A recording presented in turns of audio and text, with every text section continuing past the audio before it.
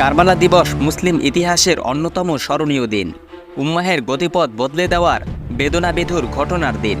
বহুল চর্চিত এই দিন নিয়ে কত শত আলাপ জারি আছে লেখনীতে, কথায়, গল্পে এবং ইতিহাসের পাতায় পাতায়।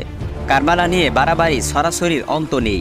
স্ব চিন্তা কাঠামোতে কারবালা সংক্রান্ত নিজস্ব ব্যাখ্যা খুবই প্রভাবক হয়ে অবস্থান করছে। বড্ড স্পর্শকাতর এই অবস্থান, এতটা প্রান্তিক জায়গায় এসব অবস্থান যেখানে আলাপ আলোচনা করা বিপদসংকুলানি বটে। তবে আহলুস সুন্নাত ওয়াল জামাত ঐতিহাসিক এই ঘটনার ব্যাপারে একটা মানসম্মত অবস্থান পরিষ্কার করেছে।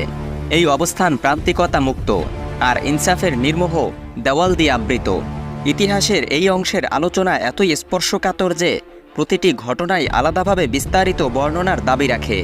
হুসাইন রাদিয়াল্লাহু আনহুর শাহাদাতের ঘটনায় প্রবেশ করার পূর্বে আমরা আরও কিছুটা পিছনের ইতিহাসের প্রেক্ষাপট সম্পর্কে জানব। জেনে নেব হজরত ওসমান রাদিয়াল্লাহু আনহুর খেলাফত গ্রহণ এবং শাহাদাত সম্পর্কে, আলী রাদিয়াল্লাহু আনহুর শাহাদাত পরবর্তী খেলাফতের দ্বন্দ্ব নিয়ে যে ফিতনা স্বয়ং সাহাবায়ে কেরামের মাঝে অন্তর্দ্বন্দ্বের সৃষ্টি করেছিল।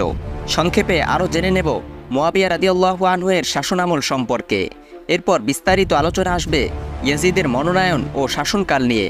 অতঃপর কারবালার ঘটনার প্রেক্ষাপট এবং প্রত্যেকটা সূত্রকে বিশ্লেষণ করা হবে। প্রিয় সুধী, কারবালার সত্য ইতিহাস জানতে আমাদের এবারের পর্বের সকল ভিডিওগুলো দেখার অনুরোধ করছি এবং লাইক, কমেন্ট ও শেয়ার করে আপনার বন্ধুদের ইসলামের এই সত্য ইতিহাস জানতে সাহায্য করুন। দ্বিতীয় খলিফা ওমর রাদিয়াল্লাহু আনহুর শাহাদাতের পর জ্যেষ্ঠ ও মর্যাদাপূর্ণ সাহাবীদের দ্বারা গঠিত শুরা তথা পরামর্শের ভিত্তিতে দুজনের নাম খলিফার জন্য চূড়ান্ত করে। দুজনই রাসূল সাল্লাল্লাহু আলাইহি ওয়াসাল্লামের মেয়ের জামাই এবং জান্নাতের সুসংবাদপ্রাপ্ত সাহাবী।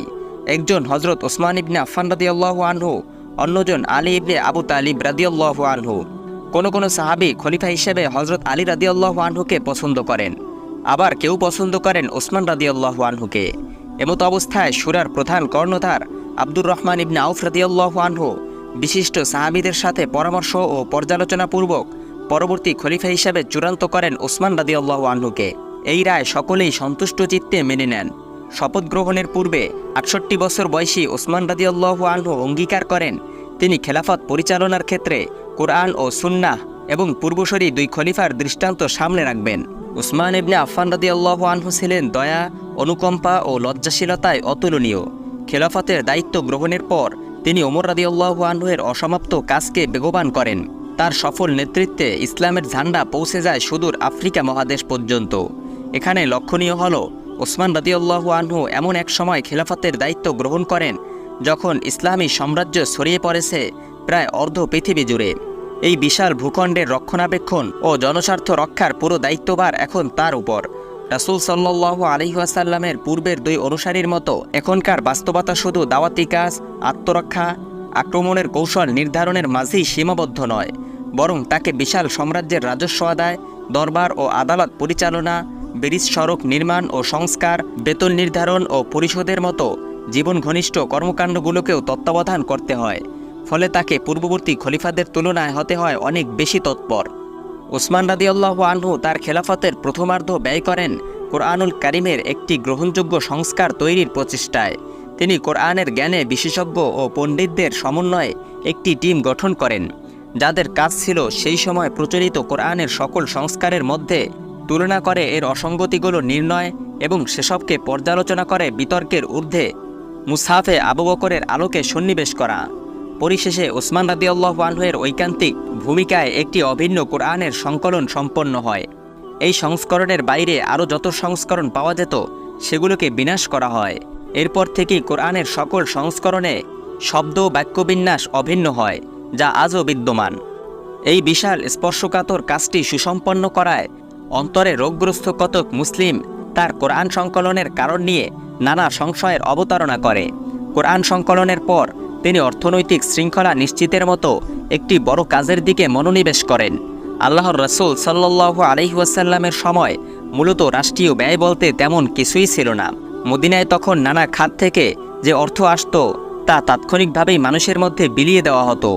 আবু বকর ও ওমর রাদিয়াল্লাহু আনহুর খেলাফতে মোটামুটি একই ধারা অব্যাহত ছিল, যদিও আবু বকর রাদিয়াল্লাহু আনহুর সময় প্রথম রাষ্ট্রীয় কোষাগারের প্রচলন করা হয়। ওমর রাদিয়াল্লাহু আনহুর সময়ে এসে সেই রাজকোষ অর্থে ভরে যায়। তার সময় ইসলামের একটি নির্দিষ্ট সেনাবাহিনী গঠন করা হয় বিধায় সেই বর্ধিত অর্থ সৈন্যদের মধ্যে বিতরণ করা হতো। উসমান রাদিয়াল্লাহু আনহু এর সময় এসে রাষ্ট্রীয় কোষাগার পরিচালনা সরকারের অন্যতম একটি প্রধান কাজে পরিণত হয়, কারণ এই কোষাগারের অর্থ দিয়েই রাষ্ট্রের সকল উন্নয়ন কর্মকাণ্ড পরিচালনা করা হতো। তৃতীয় খলিফা উসমান রাদিয়াল্লাহু আনহু রাষ্ট্রীয় কোষাগারে অর্থের পরিমাণ ব্যাপকভাবে বৃদ্ধি করেন। বিশেষ করে অনেক দূরে থাকা প্রদেশগুলো তার সময় থেকেই খাজনা দেওয়া শুরু করে।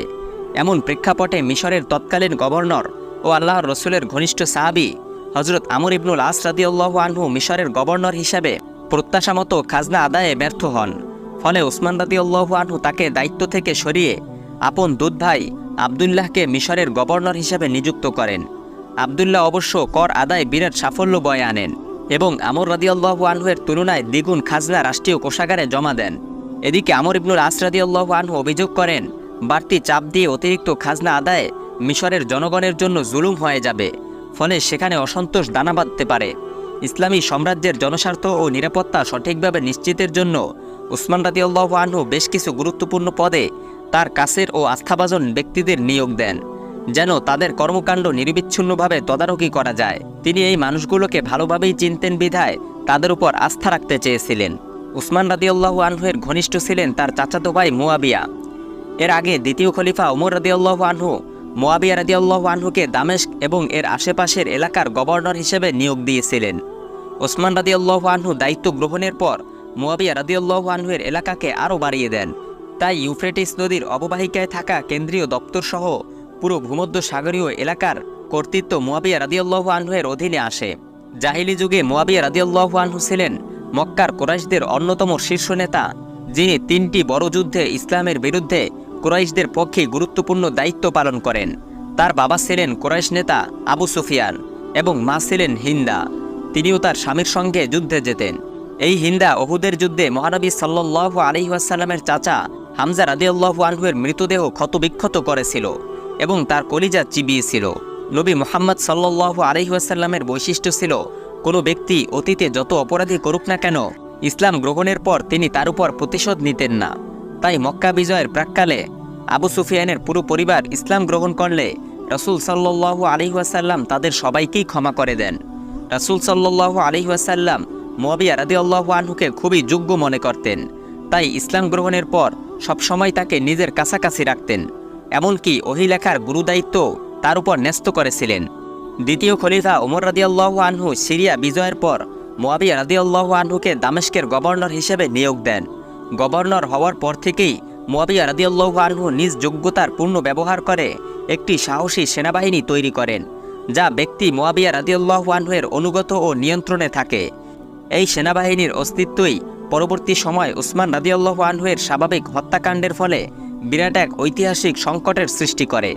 উসমান রাদিয়াল্লাহু আনহু এর 12 বছরের খেলাফতের শেষের দিকে সাম্রাজ্যের বিভিন্ন স্থানে নানা ধরনের অসন্তোষ ও ক্ষোভের দেখা দেয়।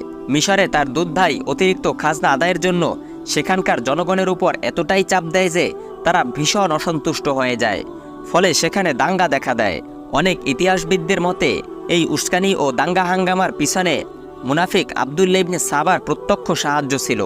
তৎকালীন মিশরের দায়িত্বশীল ব্যক্তিরা এই অবস্থা থেকে উদ্ধার পাওয়ার জন্য খলিফার হস্তক্ষেপ কামনা করে মিশরের গভর্নরকে অনতিবিলম্বে প্রত্যাহার করার দাবি জানায়। কিন্তু এই আবেদনে সাড়া পেতে বিলম্ব হওয়ায় খলিফার সাথে সরাসরি সাক্ষাৎ করার জন্য মদিনায় একটি দল আসে। তারা নিজেদের পরিচয় দেয় প্রতিনিধি দল হিসাবে। ঠিক একই সময় উত্তরের দিক থেকেও আরও একটি দল খলিফার কাছে রওনা হয়। তাদেরও স্থানীয় গভর্নরের বিরুদ্ধে ছিল বিস্তর অভিযোগ। অর্থাৎ বোঝাই যাচ্ছে সাম্রাজ্যের বিভিন্ন জায়গাতেই খলিফা উসমান রাদিয়াল্লাহু আনহু এর নিয়োগকৃত প্রশাসকদের বিরুদ্ধে অসন্তোষ দানা বেঁধেছে। এসব আবেদন ও দরখাস্ত পেয়ে উসমান রাদিয়াল্লাহু আনহু খুবই চিন্তিত হয়ে পড়েন। তিনি এই অবস্থা থেকে পরিত্রাণ পাওয়ার জন্য আলী রাদিয়াল্লাহু আনহু এর শরণাপন্ন হন। তাকে অনুরোধ করেন যেন তিনি প্রতিনিধি দলের অসন্তোষ কমাতে ভূমিকা পালন করেন, তাদের শান্ত করেন এবং নিজ এলাকায় ফেরত পাঠান। আলী রাদিয়াল্লাহু আনহু খলিফার প্রত্যাশা অনুযায়ী খলিফার পাশে দাঁড়ান। তিনি ওসমান রাদিয়াল্লাহু আনহুকে জনগণের বৈধ সংকটগুলো শুনে তা সমাধান করার পরামর্শ দেন। এরপর ওসমান রাদিয়াল্লাহু আনহু মিশর থেকে আগত সেই প্রতিনিধি দলের সাথে সাক্ষাৎ করেন। তিনি তাদের মিশরের গভর্নর তথা নিজের দুধ ভাইকে দায়িত্ব থেকে সরিয়ে নেওয়ার ব্যাপারে প্রতিজ্ঞা করেন। মিশরের সেই প্রতিনিধি দলকে দায়িত্ব দেন যেন তারা দেশে ফিরে গিয়ে গভর্নরকে জানায় খুব শীঘ্রই তার জায়গায় নতুন একজন গভর্নর দায়িত্ব নিয়ে আসছেন। খলিফার এসব কথা শুনে মিশরীয়রা আশ্বস্ত হন এবং সন্তুষ্ট চিত্তে মিশরের দিকে রওনা দেন। কিন্তু প্রতিমধ্যে খলিফা ওসমানের একজন দাসের সাথে তাদের দেখা হয় এবং তার নিকট তারা একটি চিঠি পায়, যেখানে তাদের ধারণা মতে খলিফার স্বাক্ষরও ছিল। চিঠিটি পাঠানো হচ্ছিল মিশরের গভর্নরের কাছে। এই চিঠিতে গভর্নর আবদুল্লাহকে আদেশ দেওয়া হয় যেন খলিফার কাছে নালিশ করা প্রতিনিধি দলের সদস্যদের গ্রেফতার করে দ্রুত তাদের মৃত্যুদণ্ড দেওয়া হয়। প্রতিনিধি দলের অসন্তোষের ব্যাপারটি আরও ব্যাপকভাবে ছড়িয়ে পড়ার আগে তাদের সমূলে দমন ও উৎখাত করার আদেশও দেওয়া হয় সেই চিঠিতে। মূলত এই চিঠিটি ওসমান রাদিয়াল্লাহু আনহু কখনোই লেখেননি। চিঠিটি হাতে পেয়েই মিশরের সেই প্রতিনিধি দল তীব্রভাবে ক্ষুব্ধ ও রাগান্বিত হয়ে মদিনায় ফিরে আসে। তাদের সাথে যোগ দেয় কুফা ও বসরার বিদ্রোহীরাও। তাদের আসার খবর পেয়ে ওসমান রাদিয়াল্লাহু আনহু জলদি তার ঘর থেকে বেরিয়ে এসে তাদের সাথে দেখা করেন, জানতে চান কি হলো যে তারা এত তাড়াতাড়ি ফিরে এলো। মিশরের প্রতিনিধি দল তাকে সেই উদ্ধার করা চিঠিটি দেখালো। চিঠিটি পেয়ে তিনি ভীষণ মর্মাহত হন। তিনি খোদার নামে কসম কেটে বলেন, এই ধরনের কোনো চিঠিই তিনি লেখেননি। মূলত এই চিঠিটি লিখেছিল ওসমান রাদিয়াল্লাহু আনহুর চাচাতো ভাই মারওয়ান। তিনি দামেস্কের গভর্নরের ঘনিষ্ঠ ছিলেন। তিনি নিজ ভ্রান্তি ছড়ানোর জন্য এই চিঠিটি লিখে সেখানে ওসমান রাদিয়াল্লাহু আনহুর জাল স্বাক্ষর ব্যবহার করেছিলেন। এবার আর সেই প্রতিনিধি দলকে শান্ত রাখা গেল না। তারা ক্রুদ্ধ ও ক্ষুব্ধ হয়ে একেবারে বেপরোয়া হয়ে উঠল। প্রথমে তারা চিঠি জালকারী ব্যক্তিকে তাদের হাতে তুলে দিতে বলল, যিনি ছিলেন মুয়াবিয়া রাদিয়াল্লাহু আনহুর ভাই। খলিফা ওসমান রাদিয়াল্লাহু আনহু তাদের সেই দাবি প্রত্যাখ্যান করেন। এরপর তারা খলিফা ওসমান রাদিয়াল্লাহু আনহুকে পদ ছেড়ে দেওয়ার দাবি করেন। খলিফা সেটা করতে অস্বীকার করেন। তিনি জানান তার দায়বদ্ধতা কেবল আল্লাহর কাছে। এখন তিনি যদি বেপরোয়া কোনো শক্তির কাছে নতি স্বীকার করে পদ ছেড়ে দেন, তাহলে আল্লাহর নিয়ামতের সাথে উপহাস করা হবে। এই বলে তিনি মোটামুটি অন্য সব কাজ থেকে ছুটি নিয়ে নিজ ঘরে চলে যান এবং আরও জ্বালিয়ে কোরআন তেলাওয়াত শুরু করেন। যে কোনো কঠিন পরিস্থিতি কিংবা মানসিক অস্থিরতার সময় ওসমান রাদিয়াল্লাহু আনহু সর্বদাই কোরআন তেলাওয়াত করার মাধ্যমেই সমাধান পাওয়ার বা অন্তরে প্রশান্তি লাভের চেষ্টা করতেন। অন্যদিকে ওসমান রাদিয়াল্লাহু আনহুর ঘরের বাইরে দাঙ্গাকারীদের ক্ষোভ, উত্তেজনা ও বেপরোয়া কর্মকাণ্ড ক্রমেই বাড়তে থাকে। তখন চলছিল হজের মৌসুম। মদিনার অধিকাংশ সাহাবী হজ পালনের জন্য মক্কায় ছিলেন। ফলে বিদ্রোহীদের দমন করা কষ্টকর হয়ে পড়ে। এমন পরিস্থিতিতে আলী রাদিয়াল্লাহু আনহু তার দুই সন্তান হাসান ও হোসাইন রাদিয়াল্লাহু আনহুমাকে পাঠিয়ে দেন ওসমান রাদিয়াল্লাহু আনহুর ঘর পাহারা দিতে। পাহারায় আরও কিছু সাহাবী যুক্ত হন, কিন্তু বিদ্রোহীরা তাদের পরাস্ত করে পাশের বাড়ির দেওয়াল টপকে ওসমান রাদিয়াল্লাহু আনহুর বাড়িতে প্রবেশ করে। তারা খলিফাকে কোরআন তেলাওয়াত অবস্থায় পায় এবং নিজেরা মুসলমান হওয়া সত্ত্বেও ইসলামের তৃতীয় খলিফা ওসমান রাদিয়াল্লাহু আনহুর উপর হামলে পড়ে এবং নির্মমভাবে তাকে শহীদ করে। রাসূল সাল্লাল্লাহু আলাইহি ওয়াসাল্লামের সবচেয়ে লজ্জাশীল সাহাবী ইসলামের তৃতীয় খলিফার এমন মর্মান্তিক শাহাদাতে হতভম্ব হয়ে যায় গোটা মুসলিম বিশ্ব। মদিনার প্রতিটি মহল্লায় আতঙ্ক ছড়িয়ে পড়ে। 4 দিন ধরে মদিনার রাস্তায় রাস্তায় ভাঙচুর ও ধ্বংসযজ্ঞ চালাতে থাকে বিদ্রোহীরা। মদিনাবাসীরা সময় গুনতে থাকে, কখন কেটে যাবে এই অস্থির সময়। এরপর ধীরে ধীরে ধ্বংসযজ্ঞ কমে আসে, কিন্তু তখন বিদ্রোহী দলের নেতারা শর্ত আরোপ করে বসেন যে তারা ততক্ষণ পর্যন্ত তাদের আন্দোলন চালিয়ে যাবে যতক্ষণ না তাদের আস্থাভাজন কোনো ব্যক্তি খলিফা হিসেবে দায়িত্ব গ্রহণ করেন। অধিকাংশ সাহাবী আলী রাদিয়াল্লাহু আনহুকে খলিফা হিসেবে দায়িত্ব গ্রহণের অনুরোধ করেন। প্রথমে আলী রাদিয়াল্লাহু আনহু সেই প্রস্তাব নাকচ করে দেন, কিন্তু অবস্থা এমন বিরাজ করছিল তিনি ছাড়া দায়িত্ব নেওয়ার মতো যোগ্যতর আর কেউই ছিল না। সবচেয়ে বড় বিপদ ছিল এটাই যে দাঙ্গাবাজরা হুমকি দিয়ে যাচ্ছিল, যদি দ্রুততম সময়ের মধ্যে মদিনা আস্থাভাজন কোনো খলিফা বাছাই করতে ব্যর্থ হয় তাহলে তারা গোটা অঞ্চলে সন্ত্রাস কায়েম করবে। এমন পরিস্থিতিতে শীর্ষ মুসলিম নেতৃবৃন্দ গিয়ে মসজিদে সমবেত হন এবং আলী রাদিয়াল্লাহু আনহুকে খেলাফতের দায়িত্ব নেওয়ার জন্য অনুরোধ করেন। এমন একটা সময় সবাই আলী রাদিয়াল্লাহু আনহুর কাছে খেলাফতের দায়িত্ব নিতে অনুরোধ করেছে যখন পরবর্তী খলিফার সামনে রয়েছে কঠিন এক চ্যালেঞ্জ। তবুও আলী রাদিয়াল্লাহু আনহু রাজি হলেন। খলিফার দায়িত্ব গ্রহণের পর জনসম্মুখে দেওয়া প্রথম ভাষণে তিনি বলেন, অনেকটা পরিস্থিতির চাপে বাধ্য হয়েই তাকে এই দায়িত্বটা কাঁধে নিতে হয়েছে। তিনি সেই ভাষণে দুঃখ করে বলেন, রাসূল সাল্লাল্লাহু আলাইহি ওয়াসাল্লাম ইন্তেকাল করার পর প্রথম প্রজন্ম অতীত হওয়ার আগেই উম্মাহ দ্বিধাবিভক্ত হয়ে গেল। তাই উম্মাহকে শৃঙ্খলার ভিতরে আনতে হলে তাকে অনেক কঠোর পদক্ষেপ নিতে হবে। তিনি উম্মাহকে সতর্ক করে জানান তারা যেন তার কাছ থেকে কঠোরতা ছাড়া আর কিছুই আশা না করে। তবে মুসলমানদের মধ্যে একটি অংশ খলিফা আলী রাদিয়াল্লাহু আনহুর বক্তব্যকে গ্রহণ করতে পারেনি। তারা দামেস্কের গভর্নর মুয়াবিয়া রাদিয়াল্লাহু আনহুর নিকট গিয়ে জমায়েত হতে থাকে। এই দলে উমাইয়া বংশের লোকেরাই বেশি ছিল, কারণ উসমান রাদিয়াল্লাহু আনহু ছিলেন উমাইয়া বংশের। তাদের মুখপাত্র হিসেবে মুয়াবিয়া রাদিয়াল্লাহু আনহু নতুন খলিফার কাছে দাবি জানান তিনি যেন খলিফা উসমান রাদিয়াল্লাহু আনহুর হত্যাকারীদের আটক করে শাস্তি দেন। কিন্তু আলী রাদিয়াল্লাহু আনহু কিভাবে উসমান রাদিয়াল্লাহু আনহুর হত্যাকারীদেরকে গ্রেফতার করবেন? কেউ আসলে জানতই না বা চিনতই না যে উত্তেজিত দাঙ্গাবাজদের মধ্য থেকে কে উসমান রাদিয়াল্লাহু আনহুকে হত্যা করেছে। মূলত সেই দাঙ্গাবাজদের সকলেই এই হত্যাকাণ্ডের জন্য দায়ী ছিল। মুয়াবিয়া রাদিয়াল্লাহু আনহুর দাবি পূরণ করতে হলে আলী রাদিয়াল্লাহু আনহুকে গোটা দাঙ্গাবাজদের সবাইকেই আটক করতে হতো, যা ওই পরিস্থিতিতে কোনোভাবেই বাস্তবসম্মত ছিল না। দাঙ্গাবাজরা তখনও মদিনার রাস্তায় বেপরোয়াভাবে ঘোরাফেরা করছিল, তাই বাস্তবিক কারণেই মুয়াবিয়া রাদিয়াল্লাহু আনহুর দাবিগুলো পূরণ করা খলিফা আলী রাদিয়াল্লাহু আনহুর পক্ষে সম্ভব ছিল না। এমত অবস্থায় খলিফা আলী রাদিয়াল্লাহু আনহু সাম্রাজ্যের মূল সংকট সমূলে উচ্ছেদ করার সিদ্ধান্ত নেন। তিনি সফল হন বা না হন, এটাই ছিল মুসলিম সাম্রাজ্যকে বাঁচানোর একমাত্র উপায়। তিনি ওসমান রাদিয়াল্লাহু আনহু কর্তৃক নিয়োগপ্রাপ্ত সকল গভর্নরকে বরখাস্ত করে নতুন করে গভর্নর নিয়োগ করলেন। যদিও ইয়েমেনের একজন গভর্নর ছাড়া আর কোনো গভর্নরই পদ ছাড়তে রাজি হল না। এরই মধ্যে নতুন করে আরেক সংকটের সৃষ্টি হলো। নবীজির স্ত্রী আম্মাজান আয়েশা রাদিয়াল্লাহু আনহা খলিফা ওসমান রাদিয়াল্লাহু আনহুর হত্যাকাণ্ডের সময় মক্কায় অবস্থান করছিলেন। আলী রাদিয়াল্লাহু আনহু দায়িত্ব গ্রহণের পর এই কঠিন পরিস্থিতিতে আয়েশা রাদিয়াল্লাহু আনহু রাজনৈতিক ক্ষেত্রে কিছুটা সক্রিয় হলেন। তিনি মক্কায় এক জ্বালাময়ী ভাষণে সকলকে উদ্দেশ্য করে বলেন, হে মানুষ, বিদ্রোহীরা নিষ্পাপ উসমানকে হত্যা করেছে। তারা নবীর শহরের পবিত্রতা এবং হজের মাসের সম্মানকে ভুলুণ্ঠিত করেছে। তারা মদিনার নাগরিকদের সম্পত্তি লুটপাট করেছে। আল্লাহর কসম, তাদের সবার জীবনের চেয়েও উসমানের একটি আঙুলের মর্যাদা অনেক বেশি। যারা অন্যায় করেছে তাদের এখনও ধ্বংস করা হয়নি, আইনের আওতায় আনা হয়নি। কিন্তু ওসমানের হত্যার প্রতিশোধ নেওয়ার মাধ্যমেই ইসলামের হারানো গৌরব পুনরুদ্ধার করা সম্ভব হতে পারে। তার এই ভাষণ শুনে উপস্থিত সকলের মধ্যে তীব্র প্রতিক্রিয়া সৃষ্টি হলো। এভাবেই ধীরে ধীরে মুসলিম উম্মাহ মতপার্থক্যপূর্ণ এক মহাসংকটকালের দিকে এগিয়ে গেল। দুটি দলে বিভক্ত হয়ে পড়ল মুসলিম উম্মাহ। এক পক্ষ নতুন খলিফা আলী রাদিয়াল্লাহু আনহুর অনুগত্যের অধীনে, আরেক পক্ষ তার বিরোধী। দ্বিতীয় পক্ষে দুটি দল, সিরিয়ার গভর্নর মুয়াবিয়া রাদিয়াল্লাহু আনহুর নেতৃত্বে এক দল, অন্যদিকে আম্মাজান আয়েশা রাদিয়াল্লাহু আনহার নেতৃত্বে আরেক দল। এমন পরিস্থিতিতে মুসলিম উম্মাহ পড়ে গেল সংশয় ও দ্বিধায়। এই সুযোগের ফায়দা নিল মুনাফিক সম্প্রদায়। তারা বিভিন্ন ষড়যন্ত্র ও পদক্ষেপের মাধ্যমে উভয় পক্ষের মধ্যে পারস্পরিক বিদ্বেষ ও দূরত্ব বাড়াতে থাকল। অল্প কিছুদিনের মধ্যেই দূরত্ব গড়ালো যুদ্ধে। আয়েশা রাদিয়াল্লাহু আনহা একদল সৈন্যবাহিনী নিয়ে বসরার দিকে যাত্রা করলেন। তার সাথে যোগ দিলেন তালহা ও জুবাইর রাদিয়াল্লাহু আনহুমায়ের মতো রাসূল সাল্লাল্লাহু আলাইহি ওয়াসাল্লামের ঘনিষ্ঠ সাহাবীরাও। আলী রাদিয়াল্লাহু আনহু সৈন্য প্রস্তুত করে মদিনা থেকে বের হলেন।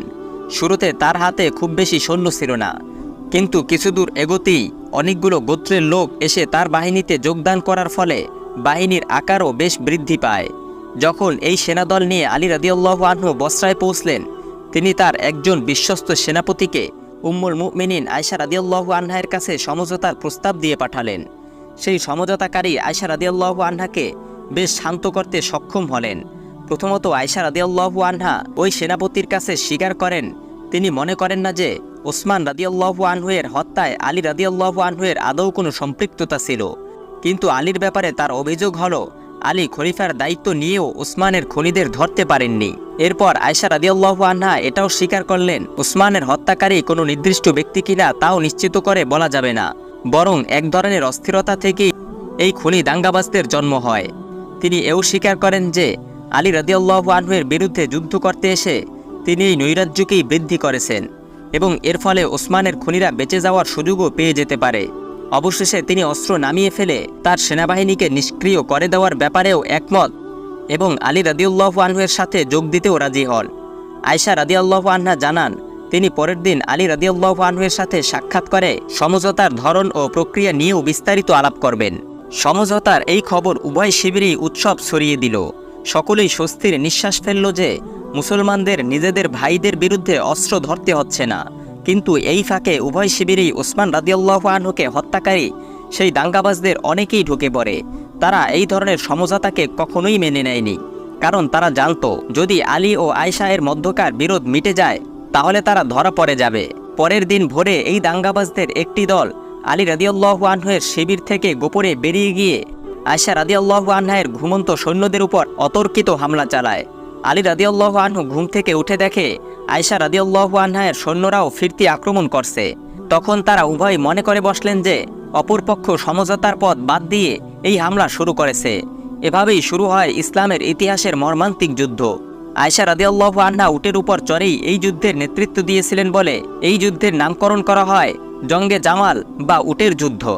যুদ্ধের এক পর্যায়ে আয়েশা রাদিয়াল্লাহু আনহার উটটি ধরাশায়ী হয় এবং তিনি পড়ে যান। এখানেই নির্ধারিত হয় যুদ্ধের ফলাফল। আলী রাদিয়াল্লাহু আনহু যুদ্ধে জিতে যান, কিন্তু নেই কোনো বিজয়ের উল্লাস। মুসলিম জাতির জন্য কি ভয়াবহ সেই দিন! এই লড়াইয়ের ভয়াবহতা উপলব্ধি করে তারা নিজেরাই নিজেদের মধ্যে শান্তি প্রতিষ্ঠার ব্যাপারে চেষ্টা করলেন। পরবর্তী সময় তারা আর কখনো যুদ্ধে লিপ্ত হননি। উটের যুদ্ধের পর আয়েশা রাদিয়াল্লাহু আনহা মদিনায় ফিরে আসেন এবং জীবনের বাকিটা সময় আল্লাহর রসুল সাল্লাল্লাহু আলাইহি ওয়াসাল্লামের হাদিস লেখা ও তা সংরক্ষণের কাজে ব্যয় করেন এবং আলী রাদিয়াল্লাহু আনহু আর মদিনায় ফিরে যাননি। তিনি কুফা শহরকে তার শাসনের কেন্দ্রবিন্দুতে পরিণত করেন। সেখানকার লোকেরা তাকে নিরঙ্কুশ সমর্থন দিয়েছিল বলে তিনি তাদের পুরস্কার দেওয়ার অংশ হিসেবেই সেখানে সাম্রাজ্যের রাজধানী স্থাপন করেন। ইতিমধ্যে মুয়াবিয়া রাদিয়াল্লাহু আনহু আলী রাদিয়াল্লাহু আনহুর অনুগত্য মেনে নিতে অস্বীকার করে ও নিজেকেই খেলাফতের যোগ্যতম দাবিদার হিসেবে ঘোষণা করেন। ফলে অবতারিত হয়ে পড়ে আরও একটি গৃহযুদ্ধ। উভয় পক্ষই সৈন্য নিয়ে যুদ্ধের ময়দানে হাজির হন। 37 হিজরিতে সিফফিনের যুদ্ধ শুরু হয়। মুয়াবিয়া রাদিয়াল্লাহু আনহুর সৈন্যবাহিনী কর্তৃক আলী রাদিয়াল্লাহু আনহুর সৈন্যদের পানি সরবরাহ বন্ধ করার মধ্য দিয়ে যুদ্ধ শুরু হওয়া মাত্রই আলী রাদিয়াল্লাহু আনহুর সৈন্যরা নদীর তীরদেশ নিয়ন্ত্রণে নিতে সক্ষম হয়। 4 দিন ধরে চলে এই রক্তক্ষয়ী যুদ্ধ। এতে নিহত হন অসংখ্য মুসলিম। এরপর ফয়সালা হয় উভয় পক্ষের সৈন্যরা আর যুদ্ধে লিপ্ত হবে না, বরং দুই পক্ষের নেতা সম্মুখ যুদ্ধে লড়াই করে নিজেদের শ্রেষ্ঠত্ব প্রমাণ করবে।